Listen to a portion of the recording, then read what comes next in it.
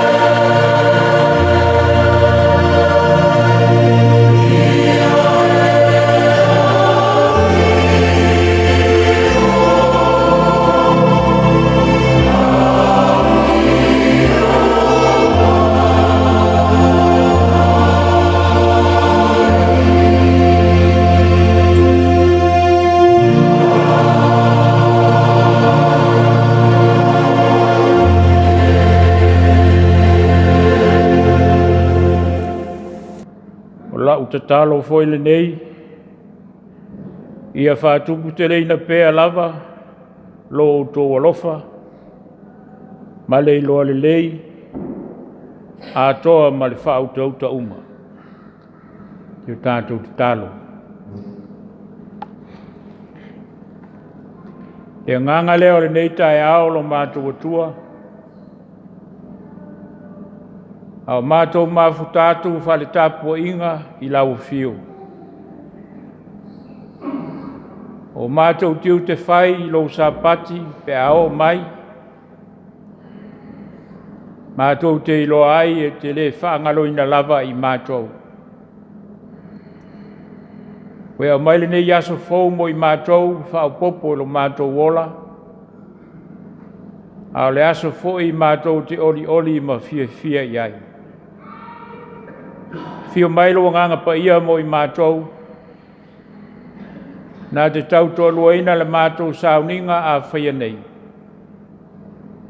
Ina ima whai lava na mātou wofu ina atu le tāpua inga. Ia whai mavi inga i lau fio lo mātou atua.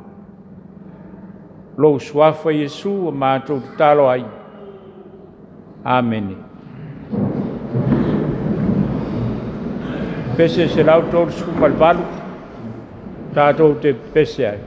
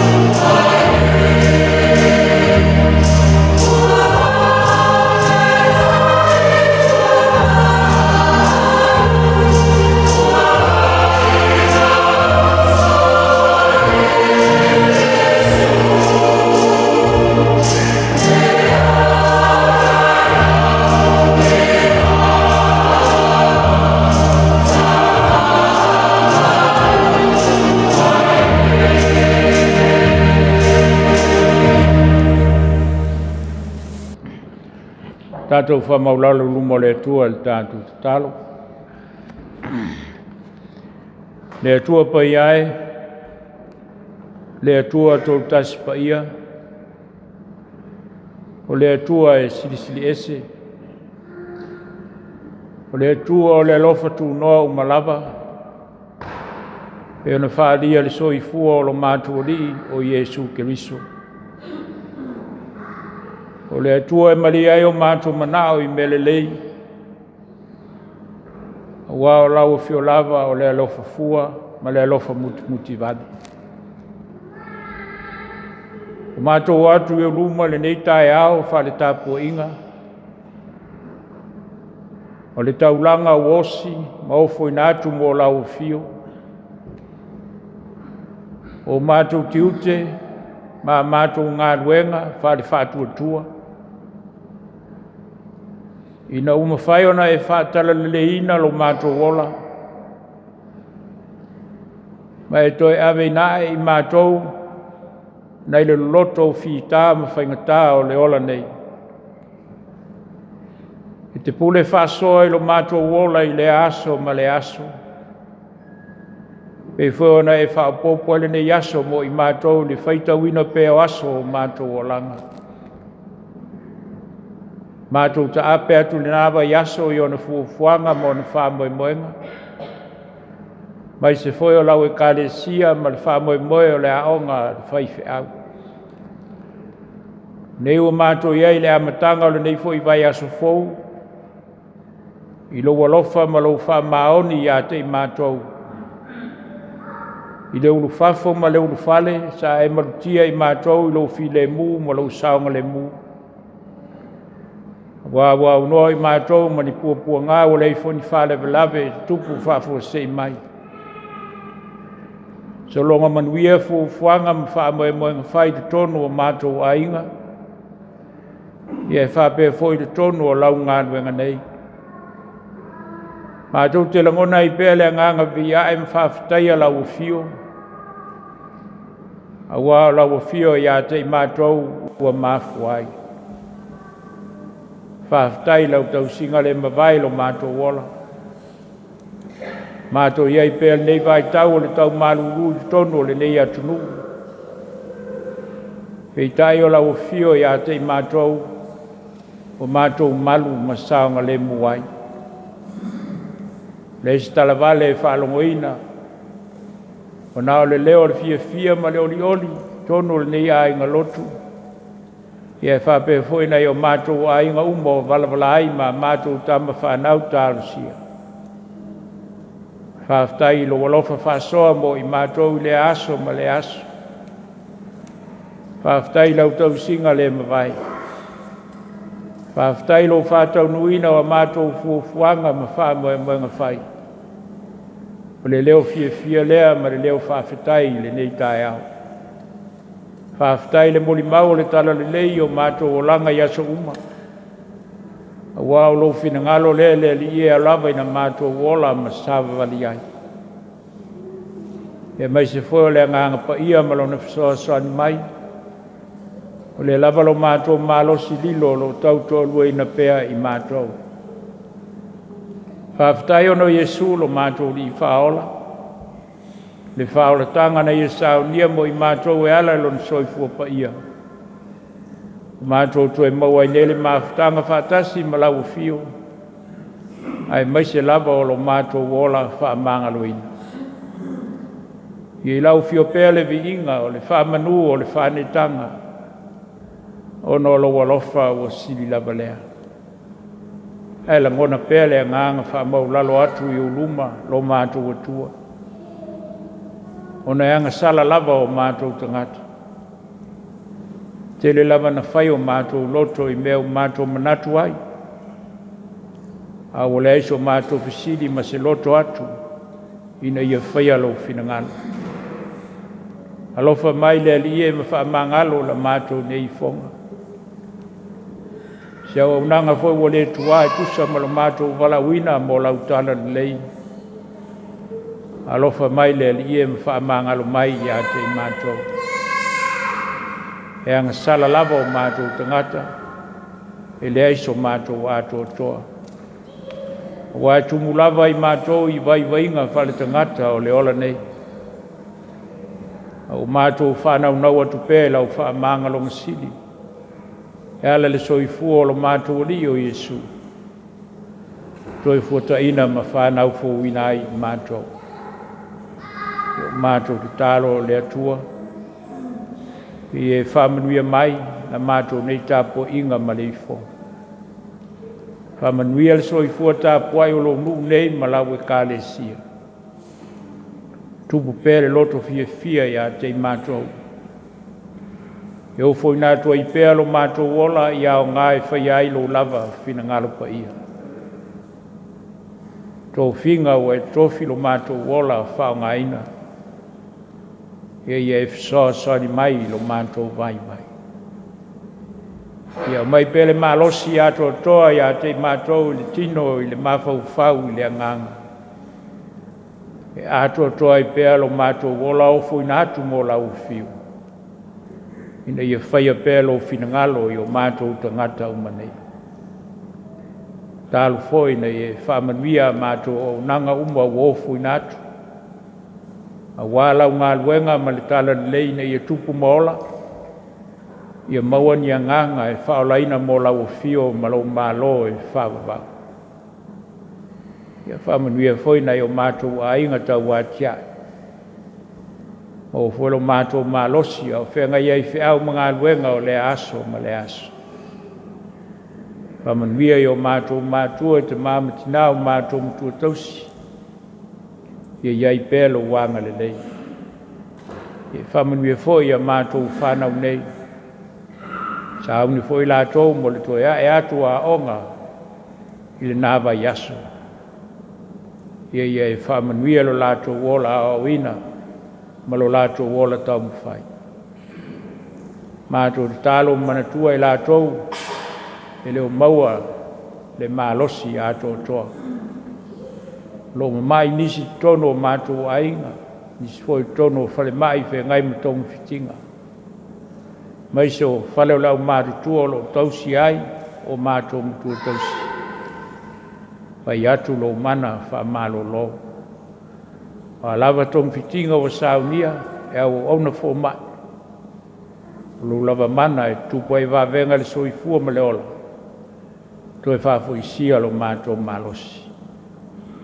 Mātou te tālu foi mo eo whanoa noa. E iai pēle wha mai senga alo wanganga. Ka mia lo mātou nofo walwalai pēa ma le tō tele o nei o mātou ainga. Tono New Zealand nei o le tū ma le tū laulangi po nei o mātou ainga i Samoa. Mātou wheloai pe o luma ia mātou talo mo lia o le aso ma le aso. Ia whape foi nei o mātou tama whanau talo sia o lo to e se ai. Whamia foi nei pūlenga i ona whansata i tasi. Lau o whai ngā luenga mai o ngā lulue ma tautua. Ia whamanuia fōi le mata ngā luenga ma lau kāle si au au. Whamanuia le mori mau le tala le lei.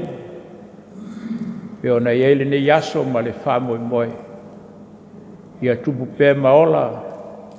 Ia whaatele ni a nganga mo lau fio ma lau mālo e whamabau. Whamanuia whi au ngā luenga o whaatalitali mai le nāwa yaso. Tau tai pēa lau fio lo mātou wola, mātou te saonga le muai. Mātou tia foi mātou i awanga lei mo au whaola. Mātou iai pēa lei vai tau o le tau malu lu. Mātou malu pēa i o au. Io lele mātou te talo. Tele lava te talo le oi o mātou loto. Ia whaia pēa lo fina ngalo mo i mātou. E mātou te fia te talo pē te talo na e awa mai. Lo mātou te mai o le landa. Ia pa ia lo suafa. Ia o mai lo malo.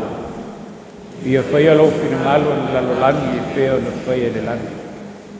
Ia e fo ai mai ia te i mātou le aso nei o a mātou me ai e te tau ma le aso. Ia e wha mangalo ia te i mātou ia mātou sa. Peo i mātou foi o na mātou wha mangalo i nātu, e wāngalenga mai a te i mātou. au koe taitaila i mātou le whaososonga. E la vea ia i mātou nai le leanga. Vai o le mālo ma le manu. A toa ma le vi inga e whauvaulau. Amen. Tātou tāpua i tātou taulang fōan.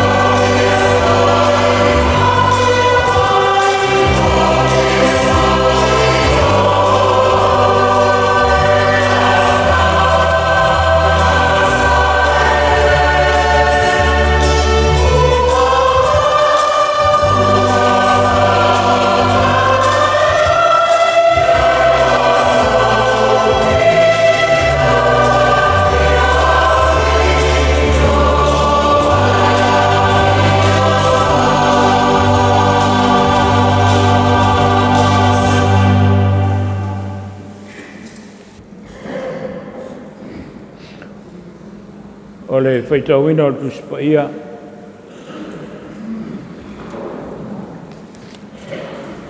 tusifilifilia mo lenei aso pe ona ia le tusifaitau aso mo mai lē le fegaiga fou tusia Paulo ia Filipi o lona mataupu muamua tatou faitau felafalafa ai mai le feu muamua faagata le 18 tusia le apostolo Paulo i le ekalesia i Filipi i lona mataupu muamua faitauina felafalafa ai mai le feu muamua e faagata mai le 18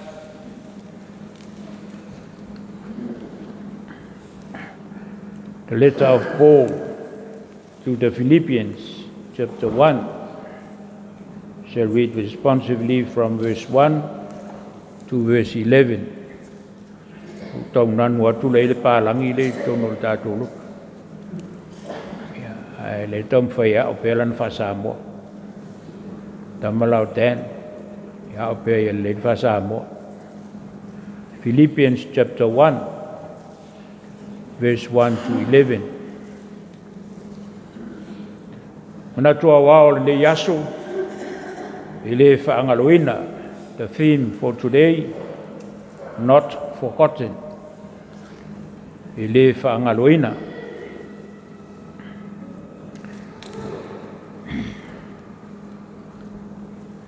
Whafonga ia whiong pa ia le atua.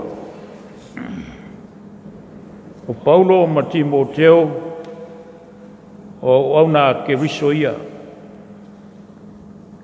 I le aupa ia umalava o ia ke riso Iesu. We o i Filipi. A toa ma epikopo ma ti a kono.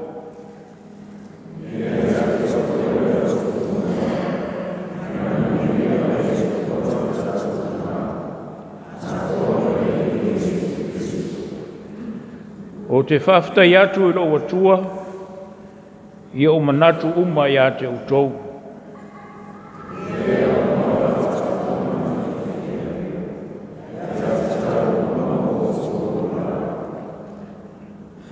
Ono lo tō mafuta whātasi i la tala lelei, talu mai lau wa yaso,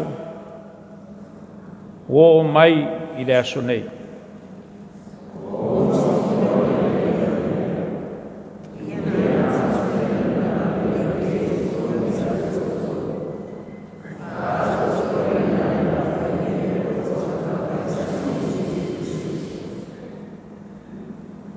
Ua te tau o manatu whaapea ia te utou uma. A wā ua te wina o utou i lo loto. Ina ua tātou a wai whaatasi mau i le alofa tūnoa. A o nono a ti au mo utu watu e whaamaonia le tala le lei.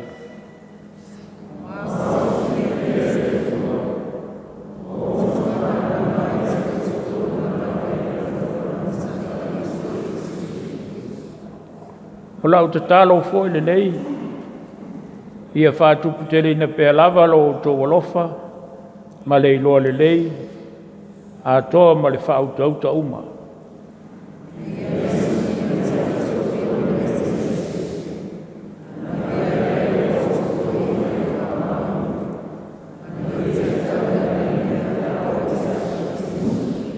Whai upo e sutasi.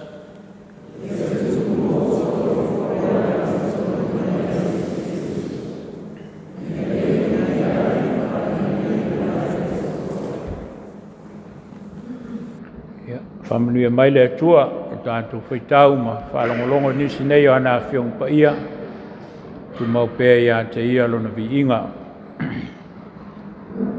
Ia o le launga le soafa malu o le atua tō tasi pa ia, le atua le tamā, le atua le alo, le atua le angang sā.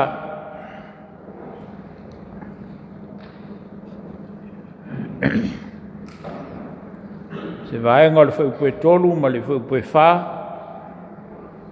ma wai se maha whaunga mō tātou, whai mamatua. O te whawhtai atu I lau atua, I o manatu uma ia te utou. E lea au noa lau whaatonga ma le fia fia. Ia o te talo uma mo o utou malava. O te whawhtai atu I lau atua, I o manatu uma ia te utou. E lea au noa lau whaatonga ma le fia fia. Ia o te talo uma mo o utou malava.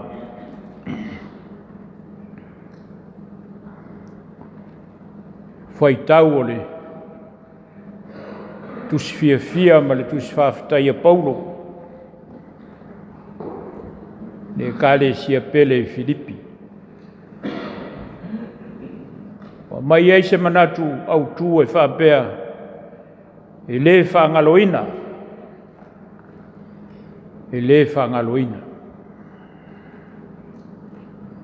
O le anganga lea I le apostolo. Ina uanga le lei le kalesia I lana ngā luenga wha missionary. A le nganga foi lea le kalesia. E le whaangaloina le apostolo. I lana tala inga o le tala le lei. Ne e peo na iei le manatu au au o le vai aso. Oli oli ma ia tasi ia Keriso. Joy and unity in Christ. Ma nei ale manatu au au le vai aso. Ta ia lai nai a tātou whaitau ngā tusipa ia o le nei foi vai aso atoa. Oli oli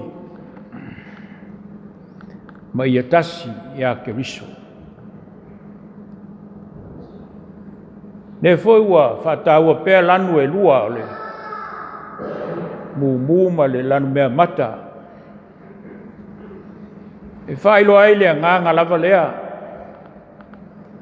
Peo na sai ai le whengai ngatuai le nā vai aso.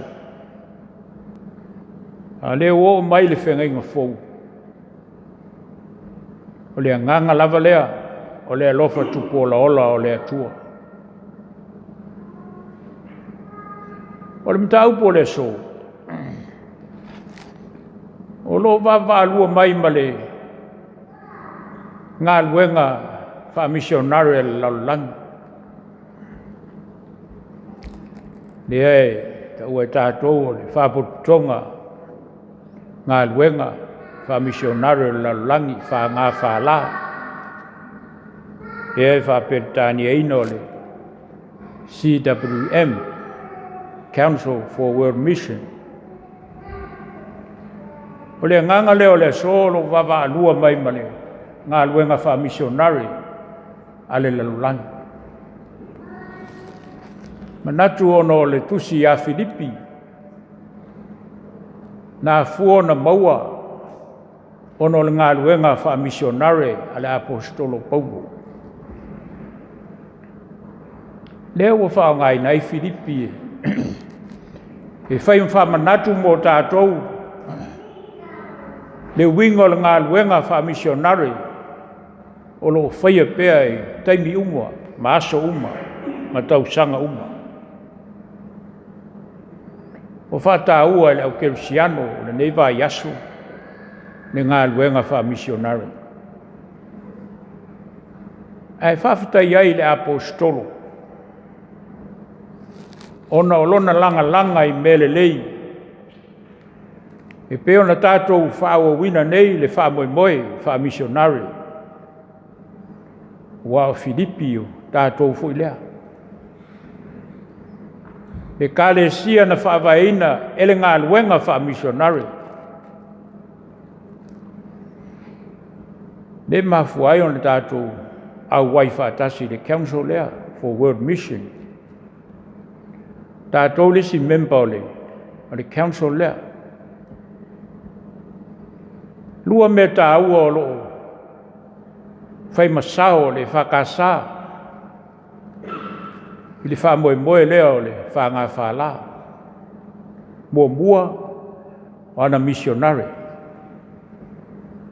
O ana whaiwhi au o lo awe natu mo le ngā luenga wha missionary le lalulangi. Lona sao ta ua le nā. Lona lua. O lana foai. Po lana taulanga. Le ma foai o na. Whai le tātou taulanga mo onu ese. O le taulanga o le tala ni lei.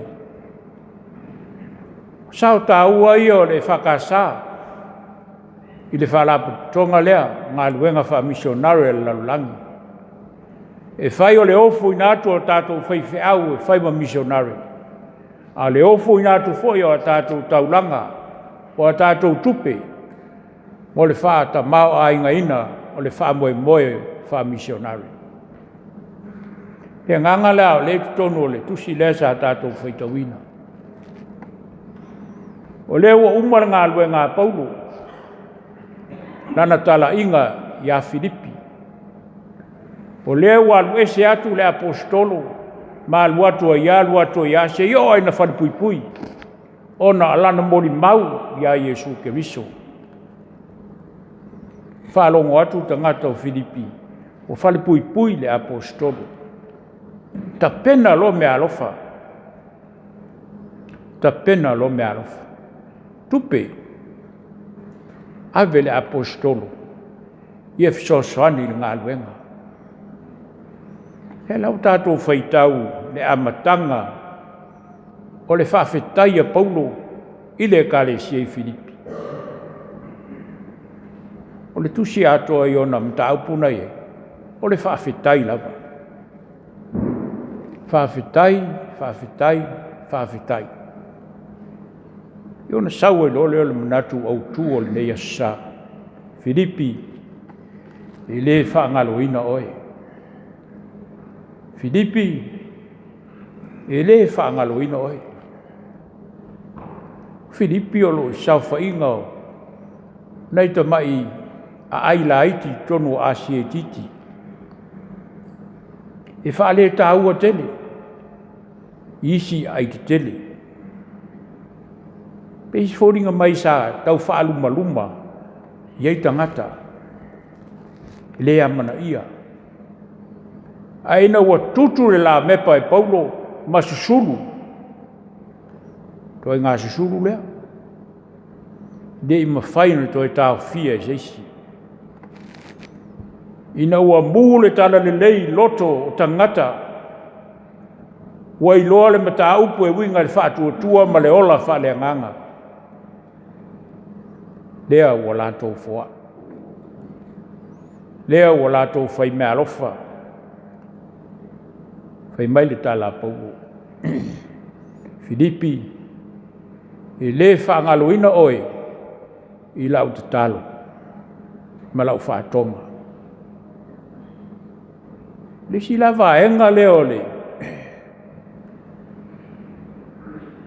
O le ngā luenga wha missionary.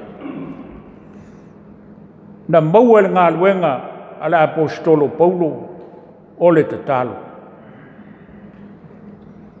O lea o tatalo mai Paulo mo le ekalesia, o tatalo foi le ekalesia ia Paulo.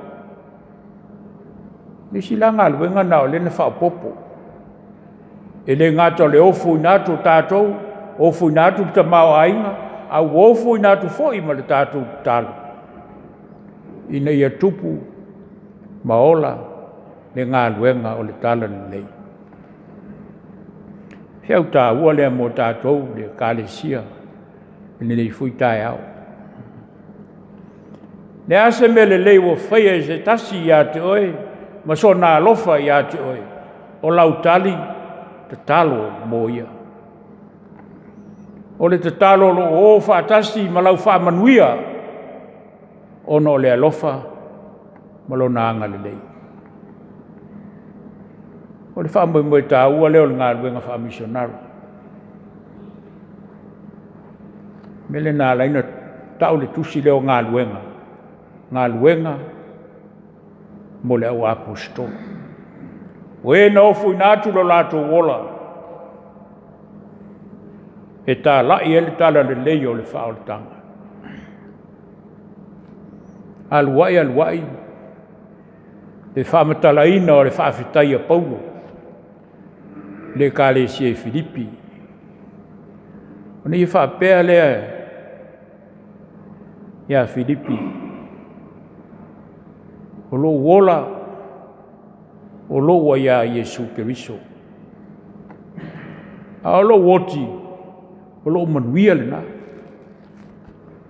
Laina ia lua o le, whaataua te lea i Paulo, lana tusi. O lo wola, o lo wa ia Keriso, a o lo woti, o lo manuia lea. A lai so i fua e le oti. A le whai e upu. Mai whea, e maa fua mai tu tonu o lana ngā luenga wha missionary. O le fua leo le ngā luenga wha missionary. Wa tau lona soi fua ua i le ni. O le na wala wino ia. O le u maa fua ai o na whali pui puina. O na tala inga o le tala lei. Pa i o le kale sia le nei taia.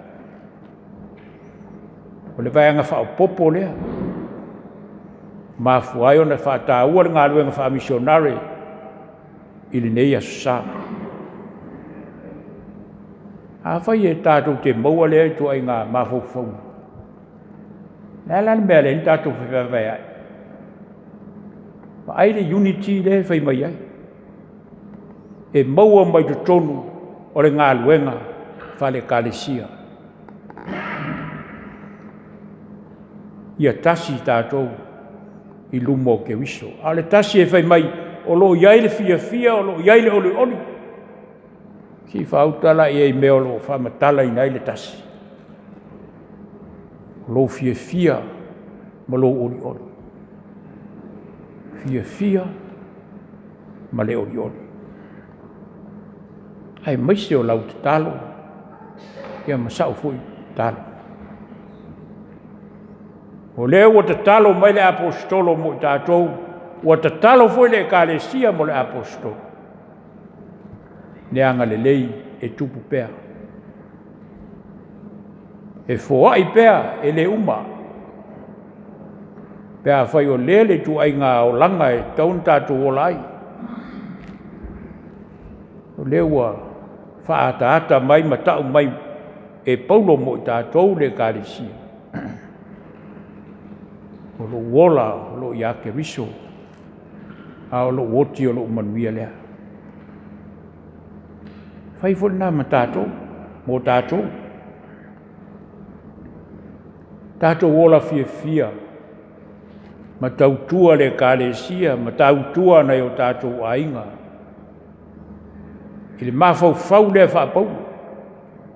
Tātou wola o ia Keriso. O le tātou woti, o le manuia lea, e tāua ia. A whemai aua ne i ngalo i lau te tāra. O fua i atu oe, o fua i atu lau ta mao ainga, fua i atu ma le talo o whamanuianga. O le mea sidi le ma le tāua, tū o le malo o ke miso. Tonu o tō whina ngalo, ma o tātou loto. Mai Paulo, i le whaangaloina tātou le kālesia. A le foi le nganga wha le kālesia. Aua ni o tātou whaangaloina. Le whato le tala le leiwa umana tuto e Keriso i tutonu o i tātou. Tātou te oti. O le tātou manuia leo umana fola mai. O le malo e mamalu, o le malo e filemu, le kalesia Keriso, o umona whatuina, ona o i tātou. Pese lua se lau lima sefulu, tātou te pese.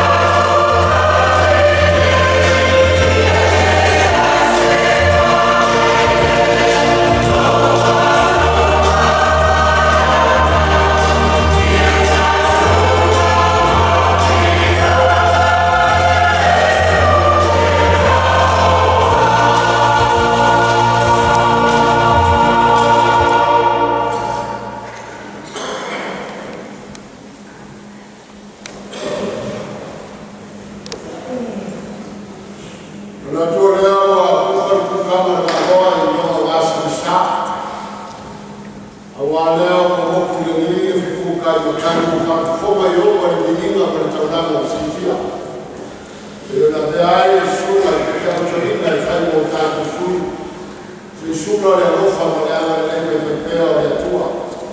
Tupaka te iora o mihinga, ia i se ia o i whakabau, whakabau. Kori le ngana whakaroma, whakatai, e ala i o whai marofi a ao le metai ao. Maror whakanatu, maror tau ata, whakatai, maror whora o le nei asu. Natu o leo mafa totonga whare ngana, whakawanga tātou no. Ia i maisi o tāpua inga le metai ao. Tau ia ina i a mose a ngana wale a tuamaro na maror, ai tōma ia ina ni. Ana whamamianga i lau sunga i te autorina me whaktua. Nō pēr tō whawhare tua, wā tofi o tiuti o whiangaima. Lau sunga me whaktua, e le ngāti te tōru le leo wina o laka mākoi. Tia i te nare kore purenga me kāre sia wāo. Ia i e tua, maone au ka whamu, ia o le lea. Nō pēr so tua lau nei lau sunga me whaktua. Karo leo whenka whamatau kore o mātua whanenganga, Ako whawhai pere maungu o tātou tātou ea. Isi ko tātou usua mālau whai o tātou rotu o netai au.